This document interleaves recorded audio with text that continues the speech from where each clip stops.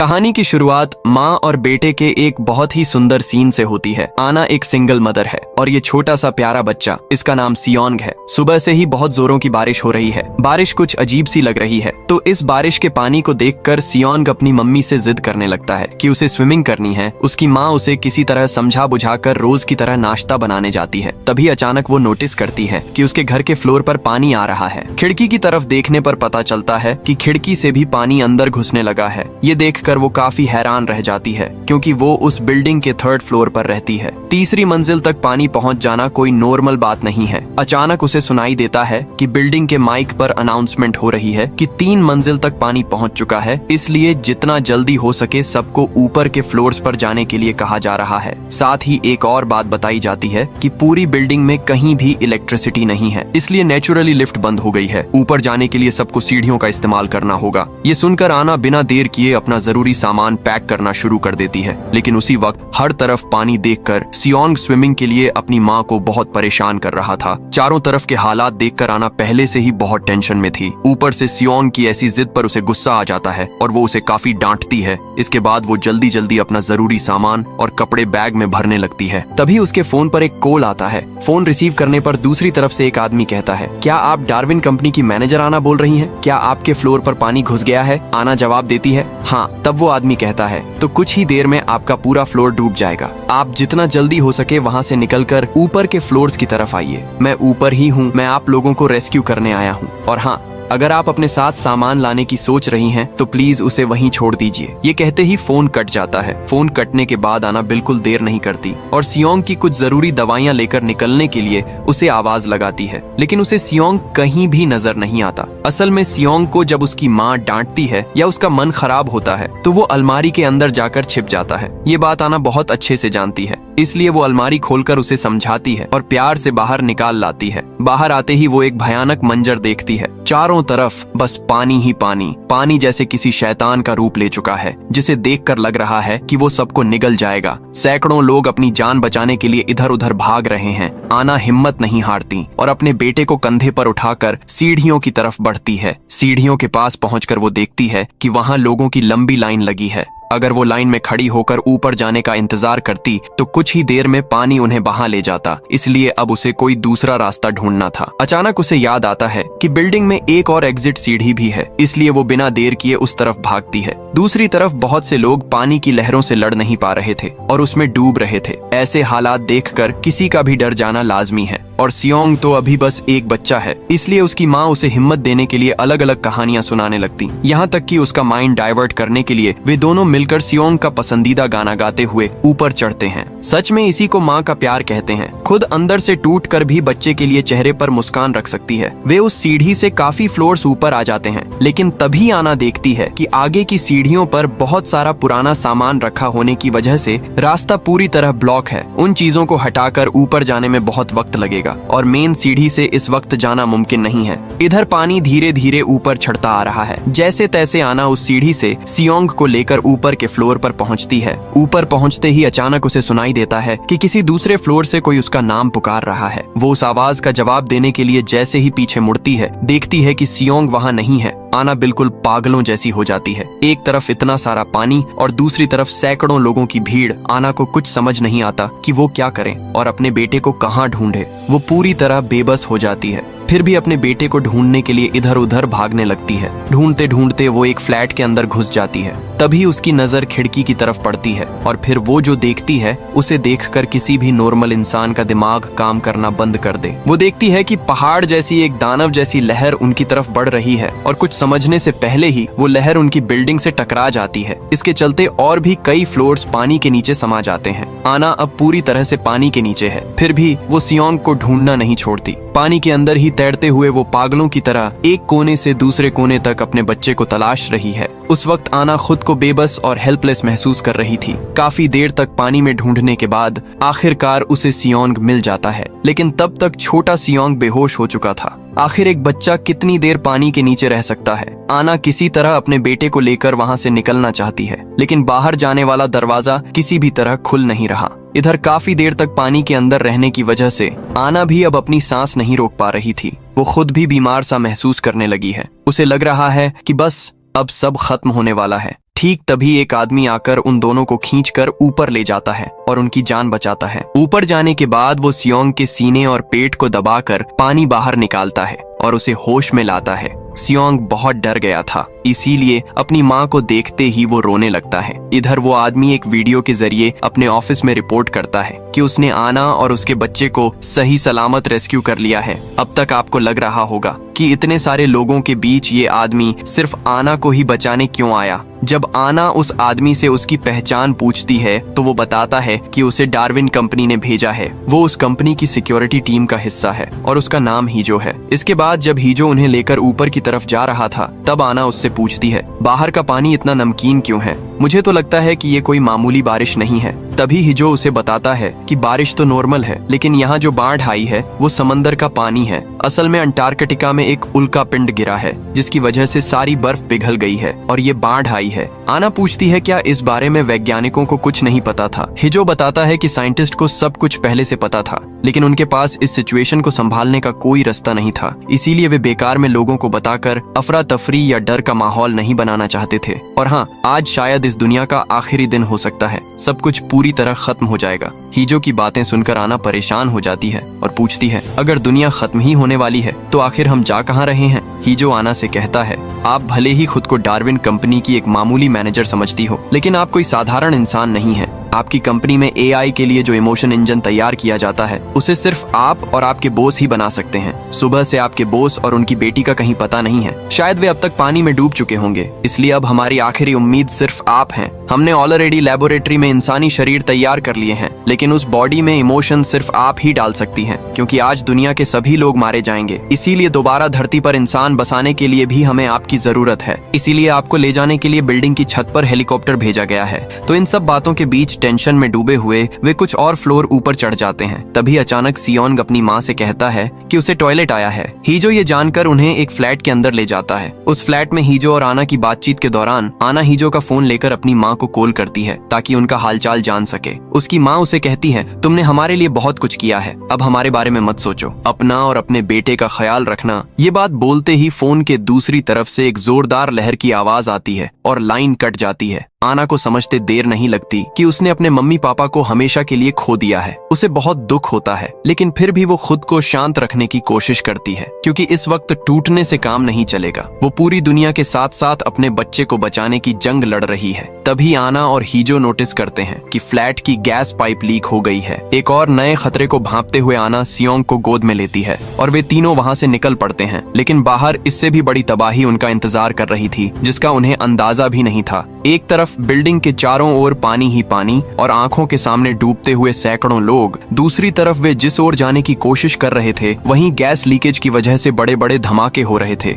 ये नजारा किसी कयामत से कम नहीं था। कोई और रास्ता न देखकर हीजो सीढ़ियों से ऊपर जाने की उम्मीद छोड़ देता है और बालकनी के सहारे ऊपर चढ़ जाता है। ऊपर पहुंचकर हीजो आना से कहता है, आप अपने बेटे को मुझे पकड़ा दीजिए। आना अपने बच्चे की जान बचाने के लिए उसे हीजो की तरफ बढ़ाने की कोशिश करती है, लेकिन डरा हुआ छोटा सियोंग अपनी माँ को छोड़कर किसी और के पास जाने को तैयार नहीं था। काफी मशक्कत के बाद वो सियोंग को हीजो तक पहुंचा तो देती है, पर खुद को संभाल नहीं पाती। उसका पैर फिसलता है और वो सीधे नीचे गहरे पानी में जा गिरती है। लेकिन इस बार भी वो हार नहीं मानती। किसी तरह तैर कर वो फिर से एक फ्लोर पर पहुंच जाती है। जब वो उस फ्लोर से ऊपर जाने की कोशिश कर रही थी, तभी उसे लिफ्ट के अंदर से एक बच्चे के रोने की आवाज आती है। वो लिफ्ट के पास जाती है तो देखती है कि लिफ्ट बंद पड़ी है। इसी बीच उसकी नजर दो आदमियों पर पड़ती है जो इस मुसीबत का फायदा उठाकर अपार्टमेंट्स में चोरियां कर रहे हैं। क्या अजीब हालत है, जहां लोग जिंदगी और मौत के बीच लड़ रहे हैं। खैर, आना लिफ्ट में फंसे बच्चे को बचाने की बहुत कोशिश करती है,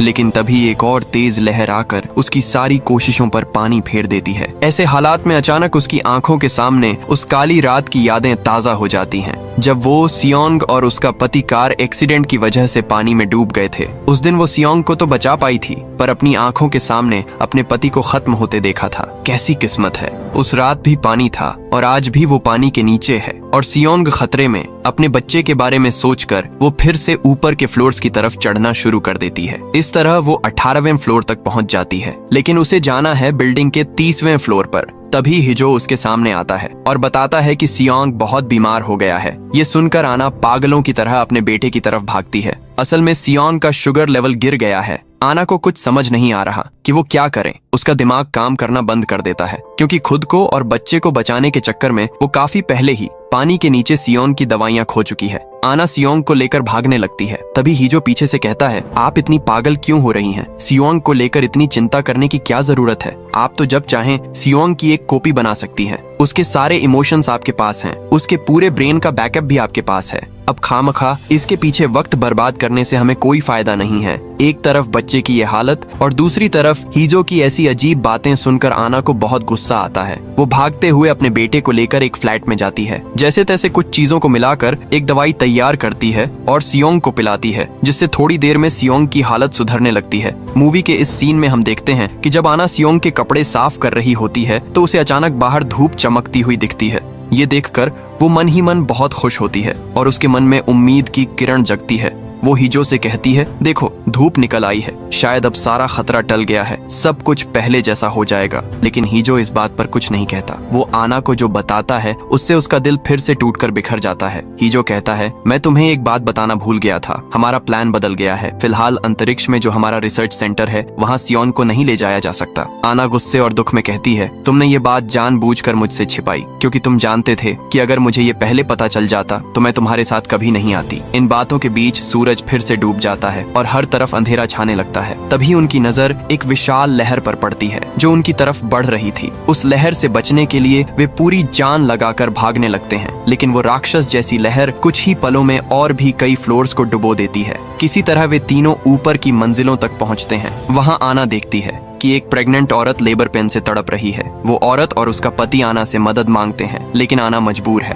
वो इस वक्त किसी भी तरह उनकी मदद नहीं कर सकती। जब वो सियोंग को लेकर ऊपर जा रही थी तब सियोंग पूछता है, मम्मी उस आंटी को क्या हुआ है? वो ऐसे क्यों रो रही हैं? छोटे से सियोंग के इस सवाल पर उसकी माँ कहती है, वो आंटी माँ बनने वाली हैं, इसलिए उन्हें दर्द हो रहा है। तब सियोंग पूछता है, मम्मी जब मैं हुआ था तब क्या आपको भी ऐसा ही दर्द हुआ था? बच्चे का ये मासूम सवाल आना के सीने में तीर की तरह चुभता है। उसे बहुत दुख होता है और वो हिजो के पास जाकर फूट फूट कर रोने लगती है। वो गिड़गिड़ाते हुए उससे विनती करती है, प्लीज मैं तुम्हारे पैर पड़ती हूँ, मेरे बच्चे को मेरे साथ ले चलो, मैं तुम्हारे हर काम में मदद करूंगी, बस उसे मेरे साथ रहने दो। इतना छोटा बच्चा मेरे बिना कैसे रहेगा? मैं उसके बिना नहीं जी पाऊंगी। ये सुनकर हिजो कहता है, मैं कुछ नहीं कर सकता, मुझे जो ऑर्डर मिला है मुझे वही करना होगा। ये कहकर वो छत पर चला जाता है जहाँ वो देखता है कि रेस्क्यू टीम पहले से ही पहुंच चुकी है। वहाँ जाकर आना को पता चलता है कि उसे जहाँ ले जाने की बात कही गई थी वो पूरी तरह झूठ था। रेस्क्यू टीम के लोग आना से सियोंग को छीन लेते हैं। आना बहुत मिन्नतें करती है, गिड़गिड़ाती है, पर कोई फायदा नहीं होता। इसके बाद अचानक रेस्क्यू टीम के 2 लोग हिजो को गोली मार देते हैं और तब टीम का लीडर एक अजीब सी बात कहता है। वो कहता है कि आना के अलावा यहाँ मौजूद हर इंसान मारा जाएगा। आना अब समझ जाती है कि अब उसके हाथ में कुछ नहीं है, इसीलिए वो आखिरी बार सियोंग को गले लगाकर प्यार करती है।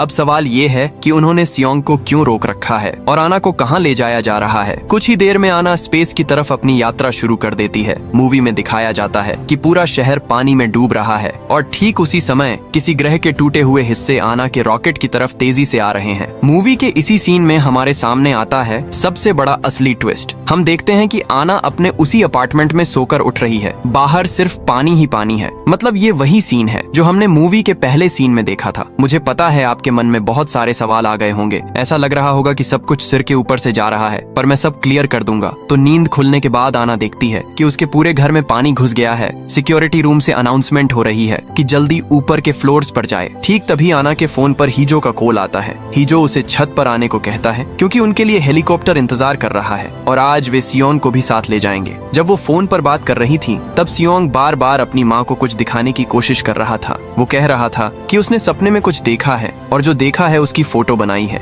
लेकिन इतनी जल्दबाजी में आना उस पर ध्यान नहीं देती। वो फटाफट बाहर निकलने की तैयारी करती है। पिछले बार की तरह आज भी सियोंग बाहर निकलने से पहले अलमारी में छिप गया था। उसकी माँ उसे ढूंढ निकालती है और कहती है कि वो अब से अपनी माँ की सारी बात माने और अगर कोई उसे अपने साथ ले जाना चाहे तो वो ना जाए। लेकिन तभी सियोंग अपनी माँ से एक अजीब सवाल करता है। वो पूछता है, मम्मी काफी दिनों से मेरी उम्र 6 साल ही क्यों है? मेरी उम्र बढ़ क्यों नहीं रही, हर रोज मेरी उम्र 6 साल ही क्यों रहती है। आना को इन बातों का कोई सिर पैर समझ नहीं आता, इसलिए वो बिना देर किए सियोंग को कंधे पर उठाकर छत की तरफ ले जाने लगती है। लेकिन पिछली बार जब हीजो ने आना को आवाज दी थी तब उसने जवाब दिया था, पर इस बार वो हीजो की पुकार पर कोई रिस्पॉन्स नहीं देती। वो हीजो को इग्नोर करके सियोंग को लेकर भागने लगती है, लेकिन तभी एक विशाल लहर सबको बहा ले जाती है। लहर की चपेट में आकर बहुत से लोग मारे जाते हैं और कई बह जाते हैं। आना और सियोंग पानी में डूब तो जाते हैं, पर किसी तरह फिर से ऊपर आ जाते हैं, लेकिन ऊपर आकर वो सियोंग को खो देती है। सियोंग को ना पाकर आना उसे पागलों की तरह ढूंढने लगती है। उसे लगता है कि शायद सियोंग पानी में गिर गया है,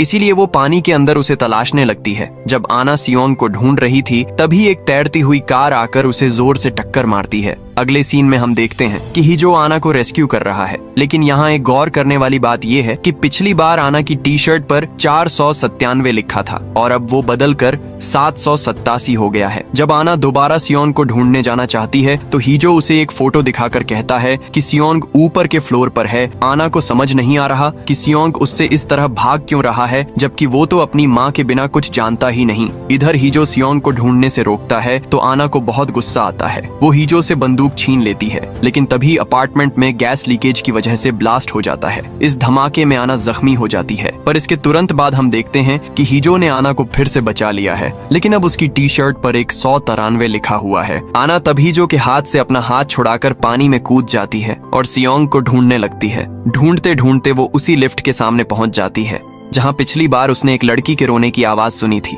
आना को एहसास होता है कि वो लड़की वहां फंसी हुई है। उसे याद आता है कि यही सेम चीज उसके साथ पहले भी हो चुकी है, पर उस बार वो लड़की को बचा नहीं पाई थी, इसलिए इस बार वो उसे बचाने की और भी ज्यादा कोशिश करती है, लेकिन फिर से नाकाम रहती है और हम देखते हैं कि आना धीरे धीरे पानी के नीचे डूब रही है। अगले सीन में आना फिर से उसी लिफ्ट के सामने उस लड़की को रेस्क्यू करती हुई दिखती है, लेकिन अब उसकी टी शर्ट पर 4007 लिखा है। इस बार बहुत कोशिशों के बाद आना उस लड़की को बचाने में कामयाब हो जाती है। वो लड़की को एक बुजुर्ग कपल के पास पहुंचा देती है, क्योंकि वो उनकी ही पोती है। अब सवाल ये है कि आना को कैसे पता चला कि यही उसके ग्रैंड पेरेंट्स हैं। आना उस लड़की से पूछती है, क्या तुमने सियोंग को कहीं देखा है? लड़की जवाब देती है, जब मैं लिफ्ट में फंसी थी तब मैंने 2 लोगों को सियोंग से बात करते सुना था। आना उसकी बात सुनकर आगे बढ़ती है तो उसे वहीं 2 लड़के मिलते हैं जो चोरी कर रहे थे। आना ने इन्हें पिछली बार भी देखा था। उन लड़कों के साथ उसकी हाथापाई होती है, तभी ही जो आकर उन लड़कों को पीटना शुरू कर देता है। जब उनसे सियोंग के बारे में पूछा जाता है तो वे बताते हैं कि उन्होंने सियोंग को देखा जरूर था, पर उसे मारा नहीं। हीजो गुस्से में आकर उन्हें पानी में फेंक देता है। इसके बाद आना जब फिर से सियोंग को ढूंढने के लिए आगे बढ़ने लगती है तो हीजो उसे रोककर कहता है कि कुछ ही देर में रेस्क्यू टीम यहाँ आ जाएगी और वे ही सियोंग को ढूंढ निकालेंगे। लेकिन आना उससे रिक्वेस्ट करती है कि रेस्क्यू टीम के आने से पहले वे खुद सियोंग को ढूंढे। आना के बात करने के अंदाज से हीजो को कुछ शक होता है, क्योंकि आना उससे ऐसे बात कर रही है जैसे उसे बहुत पहले से जानती हो। अगले सीन में दिखाया जाता है कि आना एक दीवार पर पेंट से कुछ ड्रॉ कर रही है, पर इस बार भी नोटिस करने वाली बात यह है कि उसकी टी शर्ट पर 7793 लिखा है। अब आना ऊपर के फ्लोर पर जाती है तो देखती है कि उस प्रेग्नेंट महिला ने बच्चे को जन्म दे दिया है। ये देखकर आना अपना कोट उतारकर उस महिला को दे देती है। वहाँ से जाते वक्त आना सुनती है कि वो महिला अपने पति से कह रही है कि उसने सपने में देखा था कि पूरा शहर सुनामी में बह गया है, लेकिन वे बच गए हैं। ये सुनकर आना को याद आता है कि सुबह सोकर उठने के बाद सियोंग ने भी उससे कहा था कि उसने सपने में कुछ देखा है और उसने उसे अपने टैब पर ड्रॉ करके आना के फोन पर भेज दिया था। आना जैसे ही अपना मोबाइल चेक करती है वो तस्वीरें देखकर हैरान रह जाती है। यहाँ हमें पता चलता है कि पहली बार जब सियोंग बेहोश हो रहा था तब उसने आखिरी जो मंजर देखा था उसे ड्रॉ करके अपनी माँ के फोन पर भेजा था। और सबसे हैरान करने वाली बात ये थी कि उसने वही सेम फोटो एक बार नहीं बल्कि हजारों बार भेजी थी। कहानी अब पूरी तरह से टाइम लूप और पैरेलल रियलिटी की तरफ इशारा कर रही है। क्या आप जानना चाहते हैं कि इन हजारों तस्वीरों और टी शर्ट पर बदलते नंबर्स का असली राज क्या है? आना अब समझ जाती है कि सियोंग क्यों उसे बार बार बोल रहा था कि उसकी उम्र 6 साल पर क्यों रुकी हुई है। तभी आना लास्ट फ्लोर की अलमारी में सियोंग को ढूंढने जाती है, लेकिन वो वहाँ नहीं मिलता। उसी वक्त डार्विन टीम के लोग और हीजो आकर दवा के जरिए आना को बेहोश करने की कोशिश करते हैं। बेहोश होने से पहले आना हीजो से कहती है, छत पर ये लोग तुम्हें मार देंगे, तुमसे मेरी पहले भी कई बार मुलाकात हो चुकी है। तभी हम देखते हैं कि आना की टी शर्ट पर 13,417 लिखा हुआ है। ये बात हीजो के मन में शक पैदा कर देती है, इसलिए वो अपनी ही टीम के लोगों को वहीं मार देता है। इसके बाद वो एक इंजेक्शन देकर आना को होश में लाता है। होश में आते ही आना इस कहानी का असली ट्विस्ट रिवील करती है। डार्विन रिसर्च सेंटर काफी समय से सिंथेटिक ह्यूमन बॉडी बनाने के सीक्रेट प्रोजेक्ट पर काम कर रहा था। वे 3D मॉडल के जरिए ऐसी बॉडीज बनाते हैं जो इंसानों की तरह सब कुछ कर सकती हैं, यहाँ तक कि बच्चे को जन्म देना भी। लेकिन प्रॉब्लम ये थी कि उनके अंदर गुस्सा, दुख या प्यार जैसे कोई इमोशंस नहीं थे। इसलिए आना और उसके बॉस ने इमोशन इंजन पर काम शुरू किया था। इसके लिए दो चीजों की जरूरत थी, एक टेस्ट सब्जेक्ट और दूसरा टेस्ट सैंपल, क्योंकि एक इंसान का दूसरे इंसान के प्रति प्यार और जिम्मेदारी से ही इमोशन पैदा होता है। इसलिए उन्होंने दो आर्टिफिशियल बॉडीज बनाई। उन दोनों में से एक सियोंग है। इसका मतलब है कि सियोंग कोई इंसान नहीं बल्कि एक सिंथेटिक ह्यूमन बॉडी है और आना उसकी बायोलॉजिकल मां नहीं है। इसीलिए उस दिन जब सियोंग ने प्रेग्नेंट औरत को देखकर आना से पूछा था कि क्या उसे जन्म देते वक्त आना को भी इतना ही दर्द हुआ था, तब आना उस सवाल का कोई जवाब नहीं दे पाई, क्योंकि उसने सच में सियोंग को जन्म नहीं दिया था। शुरुआत में आना सियोंग की ज्यादा परवाह नहीं करती थी, यहाँ तक कि अपने पति की मौत के बाद वो सियोंग पर टेस्ट पूरा किए बिना ही उसे डार्विन सेंटर वापस करना चाहती थी, क्योंकि सियोंग को बचाने के चक्कर में ही उसने अपने पति को हमेशा के लिए खो दिया था। उनका काम बस एक तय समय तक इन टेस्ट्स के जरिए डाटा कलेक्ट करना था और फिर उसे रिसर्च सेंटर भेजना था। उनका प्लान था कि इसी डाटा से वे इमोशन इंजन को प्रमोट करेंगे और बाद में उस AI इमोशन को सिंथेटिक बॉडीज में इस्तेमाल करेंगे। लेकिन पूरा काम खत्म होने से पहले ही उन्हें पता चला कि अंटार्कटिका में एक विशाल एस्टेरॉइड टकराने वाला है। इसकी वजह से पूरी दुनिया में एक महासुनामी आएगी जो मानव जाति का नामो निशान मिटा देगी। समय कम होने की वजह से डार्विन लैब से सियोंग का डाटा कलेक्ट करने के लिए लोग भेजे जाते हैं और रिसर्च के लिए आना को भी उनके साथ जाना पड़ता है। लेकिन जाने के वक्त जब उनका स्पेस शिप एस्टेरॉइड के टुकड़े से टकराकर तबाह हो जाता है तो आना बुरी तरह जख्मी हो जाती है। मौत को करीब देखकर आना एक बड़ा फैसला लेती है, क्योंकि टेस्ट सैंपल तो मिल चुका था लेकिन टेस्ट सब्जेक्ट नहीं मिला था। इसलिए वो खुद एक माँ के तौर पर इस एक्सपेरिमेंट का टेस्ट सब्जेक्ट बनने के लिए तैयार हो जाती है। इस फैसले के बाद उसकी मेमोरी को AI सिस्टम में ट्रांसफर कर दिया जाता है। फिर सियोंग को उसे छिपा दिया जाता है। पूरा सेटअप इस तरह किया जाता है जहाँ आना का काम होगा हर खतरे और रुकावट को पार करके सियोंग को ढूंढ निकालना। जिस दिन वो सियोंग को ढूंढ लेगी उसी दिन इमोशन इंजन का काम पूरा होगा और जब तक वो उसे नहीं ढूंढ पाती ये सिस्टम बार बार रिफ्रेश या रिस्टार्ट होता रहेगा। मतलब कहानी हर बार उसी सुनामी वाले दिन से फिर से शुरू होगी। इसीलिए हमने इस मूवी में सुनामी वाले दिन को बार बार रिपीट होते देखा है और ये कितनी बार रिपीट हो रहा है ये जानने के लिए आना की टी-शर्ट का नंबर बार बार बदलता रहता है, क्योंकि वो एक बार भी सियोंग को नहीं ढूंढ पाई थी। लेकिन वो सियोंग को क्यों नहीं ढूंढ पा रही थी, इसके पीछे एक बहुत बड़ा राज था।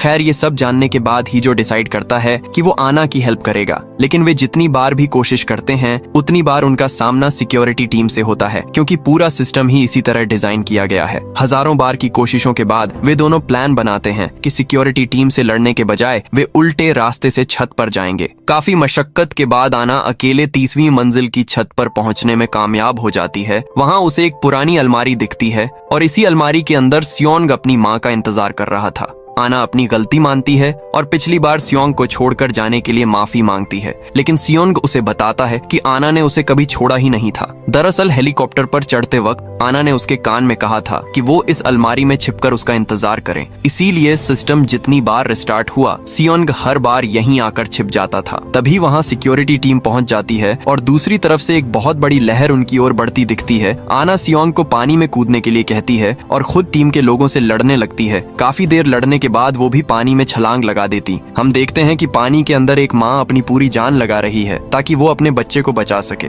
सच में माँ का एहसास ही कुछ अलग होता है, फिर चाहे वो सिंथेटिक बॉडी हो या हार्ट मांस का शरीर। सियोंग ने अपनी जिंदगी में पहला शब्द माँ ही बोला था। अचानक एक लहर उनसे टकराती है, लेकिन माँ और बेटा मरते नहीं हैं, बल्कि AI इमोशन इंजन कंप्लीट हो जाता है। इसके बाद सुनामी रुक जाती है और यहीं पर ये कहानी खत्म हो जाती है। दोस्तों, आपको वीडियो पसंद आई हो तो लाइक और कमेंट करके जरूर बताना। मिलते हैं आपसे अगली वीडियो में।